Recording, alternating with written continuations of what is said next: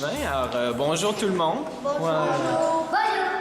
Alors, moi, je suis un grand amateur de ping-pong, comme vous. J'ai commencé dans une école. En fait, j'ai commencé à 6 ans. J'ai commencé très jeune. J'étais à Ascot Corner, qui est un petit village près de Sherbrooke. Puis, j'ai eu le goût du ping-pong comme ça. J'ai aimé ça, j'ai continué, je me suis lancé dans la compétition. Puis, finalement, j'ai déménagé ici, à Gatineau, pour m'entraîner au Centre national qui est à Ottawa. Alors, j'ai fait toutes sortes de choses. Je vais pouvoir vous en parler ce soir. On va pouvoir jouer ensemble, tantôt. Je vais pouvoir jouer avec chacun d'entre vous. Même on va montrer après avec le robot ce qu'on peut faire, ce qui peut être... là-bas, il y a un robot, c'est un lance-balle, on appelle ça un robot. Oui, exactement. C'est ça. Une machine, effectivement, c'est une machine parce que ça peut lancer très très vite, des balles très vite, puis à répétition. 350 km par heure. Non, pas 350 km par heure, mais quand même assez vite. Alors, moi, je suis ici pour vous ce soir. Alors, ça va être à vous de décider si vous voulez me poser des questions. Je peux répondre, je peux parler de mes voyages, je peux parler de ce que j'ai fait jusqu'à maintenant, tout mon parcours, de ce que j'aime dans le ping-pong. Vous, par exemple, qu'est-ce que vous aimez? Toi, t'as quelque chose? T'as une question? Vas-y. Oui, tout le monde va pouvoir essayer la machine qu'on appelle un robot. Tantôt, on va y jouer, on va jouer avec la machine. Vous allez tous pouvoir essayer ça, tout le monde.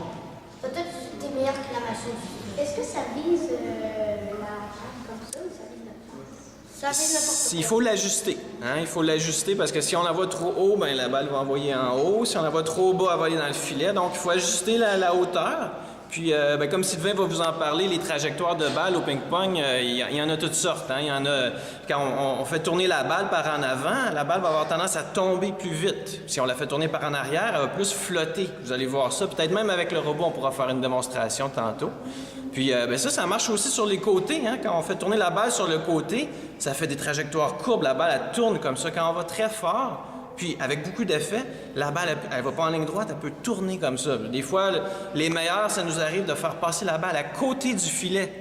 Donc ça, à ce moment-là, pas besoin de passer par-dessus, on peut passer à côté, puis elle peut même rouler sur la table. Il y a même des coups comme ça sur Internet qui ont été filmés. D'ailleurs, un que j'ai filmé, que c'était mon adversaire qui l'a fait, c'était un coup particulièrement... très, très fort. Un coup qui a fait, je pense, presque 1 million de personnes qui l'ont regardé sur YouTube. Bon, je pourrais vous expliquer ça à un moment donné, mais mon adversaire, ce qui est arrivé, ça c'est une petite parenthèse, là, je jouais un match très important avec lui. C'était une qualification là, pour l'équipe nationale, donc c'est très important, mais un match très serré. J'envoie une balle, ça touche le filet, qui rebondit, puis très, très proche du filet, qu'elle tombe par terre, mais lui, il était loin.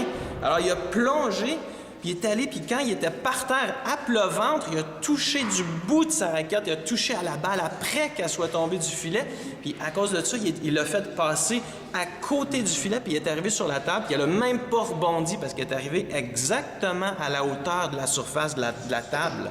Donc, elle n'a pas fait de bond, elle a juste roulé sur la table. Donc, c'est comme si elle faisait une infinité de bonds. Donc, moi, je pouvais vraiment rien faire. C'est un coup gagnant.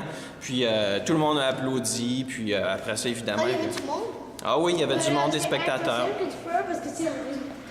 C'est quoi? C'est impossible parce que? Parce que c'est un robot, tu peux même pas la... Exactement. C'était impossible. Je pouvais pas la frapper. C'était un coup gagnant. Là. Automatiquement, c'était son point. Est-ce que tu as gagné? Ça dépend des matchs. Tu veux dire dans ce match-là en particulier? Non, ce match-là, c'est lui qui a gagné puis il s'est qualifié pour une compétition internationale qui était probablement les championnats du monde, là, si je me rappelle bien. Parce que souvent, c'est ça qui est intéressant, c'est les qualifications. Parce que là, les meilleurs se rencontrent. Il y a seulement les premiers de la qualification qui peuvent aller faire un voyage. Alors, c'est très intéressant. C'est là qu'on trouve la motivation de s'entraîner puis de s'améliorer. C'est quand il y a un objectif, quand on va aller plus loin. Puis, aujourd'hui, ce soir, moi, c'est moi qui est chanceux dans cette situation-là, parce que, comme vous le savez, je m'en vais à Tokyo. Je savais, je ne savais pas. C'est les championnats du monde à Tokyo qui vont commencer très bientôt. Je pars dans 2 semaines. Est-ce que tu as fait un record? Tu as déjà fait un record? Non, mais en tennis de table, il n'y a pas vraiment là, de record. Là. C'est surtout les victoires, les défaites, le classement mondial, se qualifier. Tu as gagné pour ça, hein? Combien de games tu as gagné? Ben, ça fonctionne pas vraiment par nombre de parties, hein. C'est plus par titre, hein. Dans le tennis de table, c'est où est-ce qu'on a gagné un titre. Donc, ben, c'est-à-dire que en fait de titre, mon meilleur titre, ça a été champion de l'Amérique du Nord. Alors ça, c'est une compétition où tous les meilleurs joueurs de l'Amérique du Nord, donc les États-Unis, le Canada, qui se sont rencontrés puis qui sont compétitionnés jusqu'à la fin. Et puis ça m'a permis en plus de me qualifier pour la Coupe du Monde qui a été à Moscou. Donc ça a été aussi un autre voyage. Oui, à la Russie. Celle-là, j'ai gagné un de mes matchs parce que quand on va au niveau international, c'est très fort. Les Chinois, est-ce qu'il y en a qui savent qui est plus fort? Vraiment contre un Chinois, là, puis il t'avait battu. Exactement. Mais comment ils font pour être forts? Les Chinois, comment ils font les Chinois? C'est une très bonne question. Bien, premièrement, les Chinois, ils sont beaucoup. Hein? En partant, je pense qu'il y en a à peu près 1 milliard de Chinois ou plus juste dans leur pays. Donc, en partant, ils ont beaucoup de monde. Puis eux, c'est leur sport là, qu'ils préfèrent. Comme ici, le hockey. Hein? Ici, tout le monde regarde le hockey à la télévision. Bien, là-bas, c'est le tennis de table, non? Non, ben peut-être pas tout le monde, là. Même moi non plus, je regarde pas tant que ça le hockey. Hein? Mais par contre, là-bas en Chine, tout le monde regarde le ping-pong. C'est vraiment le sport numéro 1. Alors là, tout le monde veut aller compétitionner. Puis il y en a tellement qu'à un moment donné, les plus forts, il faut qu'ils se démarquent vraiment beaucoup sur l'équipe nationale. Là. Et quand ils vont à une compétition, il faut qu'ils gagnent. Parce que s'ils ne gagnent pas, il y en a un autre qui attend derrière pour rentrer sur l'équipe, pour prendre sa place. Alors là-bas, là, la compétition est très forte. Et en plus de ça, le gouvernement, il aime ça, être le meilleur dans le ping-pong. Il aime ça, les Chinois. Donc, ceux qui sont en haut, qui gouvernent, ils donnent beaucoup d'argent pour se préparer, pour faire des compétitions, des voyages, de l'entraînement. Ils ont beaucoup de budget, beaucoup de joueurs. Alors, à la fin, bien, c'est sûr que les meilleurs qui passent au travers de toutes ces étapes-là de qualification pour se rendre dans l'équipe nationale de Chine sont très forts. Vas-y. Le cours passé, j'avais lancé la balle, ça avait tourné tellement que je l'avais lancé fort. Ça avait tourné comme ça. Oui, bien souvent, on peut faire des trajectoires comme ça, puis en faisant tourner la balle. Puis des fois, quand on est loin de la table, ça sert à rien de frapper vraiment fort parce qu'on est tellement loin, mais on peut mettre beaucoup d'effets dans toutes les directions. Puis avec ça, on peut même gagner le point, même quand on est loin de la table. Ouais. Vas-y. Ce que j'ai vu sur l'ordi, une personne, il y avait un œuf comme sur la carte de ping-pong, il y avait de l'autre côté un œuf. Un Chinois, il a frappé la balle, ça l'a touché le bout de l'œuf juste en haut, ça l'a frôlé. Le bout de l'œuf. Il doit le frôler. Donc, il était vraiment précis, il était capable d'envoyer la balle exactement où est-ce qu'il voulait. Hein? Puis il l'a fait avec une brosse à dents. Il a fait la raquette comme ici, là. OK. Bon, on en voit de toutes les sortes, hein, sur Internet. Même, moi, souvent, je mets des petites vidéos sur Internet, puis donc j'ai la chance d'en voir beaucoup. Même ce matin, j'en ai vu une vidéo, là, c'était incroyable.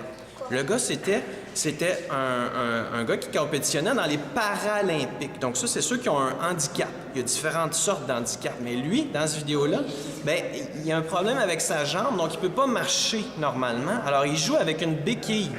Donc, il se promène, il ne peut pas beaucoup bouger, mais il y a une béquille. Là, dans la vidéo, à un moment donné, la balle, elle va loin à son coup droit. Il plonge, même sans béquille, il tombe par terre, il plonge, mais il réussit à frapper la balle du bout des bras, puis il le remet en jeu.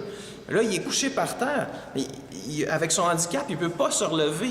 Mais là, l'échange continue, puis là, il rampe par terre en se tournant avec son bras, puis il réussit à continuer l'échange, encore une ou deux balles, puis finalement, il gagne le point par terre. Donc, ça, c'est vraiment exceptionnel. C'est vraiment un exemple là, de courage là, des personnes qui jouent comme ça. Là, s'il plonge, il va tomber sur sa jambe. Un petit peu, un à la fois, oui. S'il plonge, oui, il est tombé sur sa jambe, puis il s'est peut-être fait mal, là, mais il a gagné le point, alors il était content parce qu'il est en compétition. Peu importe se faire mal, ce qui est important, c'est de gagner le point, puis il a réussi. Alors, c'est ça. Mais est-ce qu'il était contre Oui, c'était une compétition paralympique. Il y a toutes sortes de compétitions. Hein. Dans les paralympiques, il y a différentes sortes de handicaps. Dans les compétitions... Y a-t-il comme des handicaps? Des quoi? Des nains handicaps qui font quand même le ping-pong avec... Des nains handicaps? Non, les mains. Les mains, oui. Ah oui, il y a toutes sortes d'handicaps. Des pieds pour faire le ping-pong? Oui, bien, il y en a qui n'ont pas de pied, il y en a qui manquent une jambe, il y en a qui manquent une main. Qui jouent avec le pied? Qui jouent avec le pied, j'ai jamais vu ça. Bon, alors, les gars, est-ce que les gars et les filles, est-ce que ça vous tente d'aller frapper quelques balles avec moi là-bas? Oui? En Chine, ben on va commencer par la table qu'il y a là-bas, puis on verra pour la Chine la prochaine fois. OK?